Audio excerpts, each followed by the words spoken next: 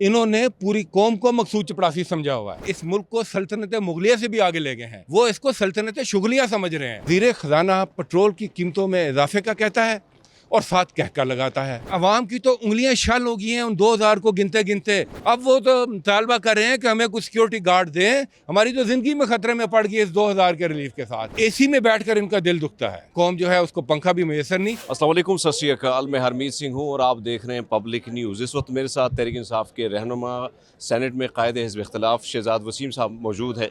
उनसे बात करते हैं बजट के हवाले से। सर, कैसे देखते हैं इस बजट को? कितना रिलीफ आवाम को मिले? बड़े दावे किए जाते थे, बड़ा नालायक और इस किस्म के अल्फाज आप लोगों के बारे में कहा जाता था।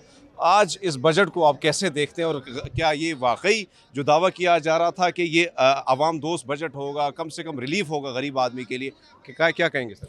देखिए, अल्लाह हक है। यही हुकूमत जो कहती थी कि तहरीक इंसाफ की हुकूमत में अहलियत नहीं है कि वो मुआशी तौर पर कोई बेहतरी कर सके, अपने हाथों से उन्होंने उस दस्तावेज़ को आवाम के सामने रखा जिसको इकनॉमिक सर्वे ऑफ पाकिस्तान कहते हैं। अपनी ज़बान से उन्होंने एतराफ़ किया, अदाद शुमार आवाम के सामने रखे कि किस तरीके से कोरोना जैसी वबा के बावजूद सिर्फ यकीन मोहकम के साथ और इमरान खान की क़यादत के साथ, जिसका मकसद अपने लिए रिलीफ नहीं, जिसका मकसद अवाम के लिए रिलीफ था, उन्होंने मुआशी तरक्की की शरह 6 के करीब लगातार 2 साल तक पहुँचाई। और इनके हाथ में जब मुल्क आया, जब ये मुसलत हुए, तो उस वक्त शरह 6 थी। आप देख लें कि अभी से अंदाजे क्या हो रहे हैं कि आगे आने वाली शरह क्या होगी।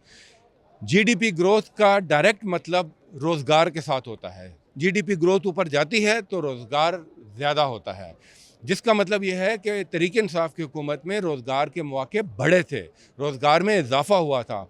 और आइंदा आने वाले दिनों में जहाँ पर एक तरफ तो महंगाई का पहाड़ इन्होंने ला दिया अवाम पर, दूसरी तरफ मैं बेरोज़गारी का एक समुंदर भी देख रहा हूँ। और मैं इनको ये बताना चाहता हूँ, मैं वार्न करना चाहता हूँ कि ये जो महंगाई का समुंदर है, ये जो गुर्बत का समुंदर आप बहा कर लेकर आ रहे हैं, आपकी करप्शन के जजीरे आपको नहीं बचा सकेंगे।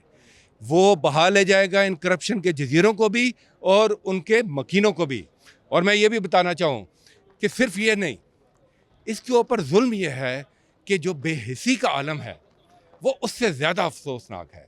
बेहिसी का आलम यह है कि वज़ीर ख़जाना पेट्रोल की कीमतों में इजाफे का कहता है और साथ कहका लगाता है।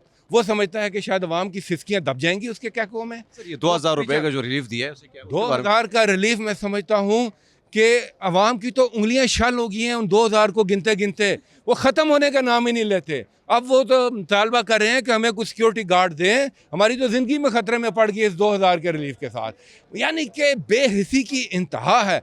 और वज़ीर आज़म साहब अपने लिए कल उन्होंने पूरे टोले ने, हुक्मरान टोले ने NRO 2 अपने लिए हासिल किया। जिस तरीके से कानून की, जिस तरीके से पार्लियामेंट की बेहरमती की बुलडोज करके वो हासिल किया, और शाम को हम वो नज़र आए जब अवाम के, उनका तो काम है कि अवाम के मुंह में नवाला दें, और हमने देखा वो केक दे रहे हैं गैर मुल्की में लोगों को, वो केक डाल रहे हैं गैर मुल्कियों के मुंह पर। गुलामी की इंतहा है।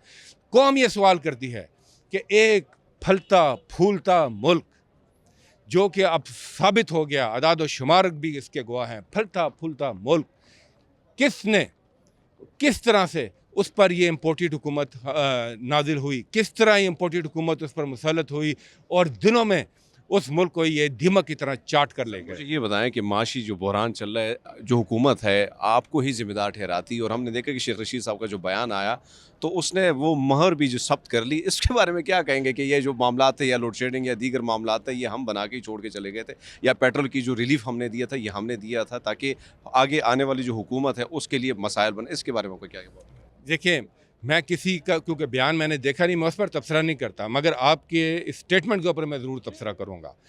जब आप में ये एहसास होता है कि आपने अपने अवाम को रिलीफ देना है, तो फिर आप उसके लिए रास्ता निकाल लेते हैं।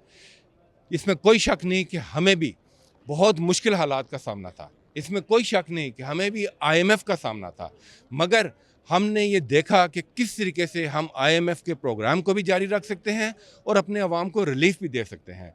लिहाजा हुकूमत ने उस वक्त इमरान खान ने फ़ैसला किया, उनकी कैबिनेट ने, उनकी हुकूमत ने फ़ैसला किया कि हम IMF के साथ बैठेंगे। उस वक्त के वज़ीर ख़जाना रिकॉर्ड पर हैं कि 400 बिलियन की सब्सिडी का उन्होंने बंदोबस्त किया, IMF से बात की और कीमतों को फ्रीज़ किया ताकि अवाम पर कम से कम बोझ बने। यहाँ पर तो ये बैठ के कहते हैं कि AC में बैठकर इनका दिल दुखता है, यानी कि जुल्म की इंतहा है। AC में बैठकर इनका दिल दुखता है कि कौम जो है उसको पंखा भी मैसर नहीं। लोड शेडिंग की बात करते हैं, इसका दूसरा नाम मिसमैनेजमेंट है।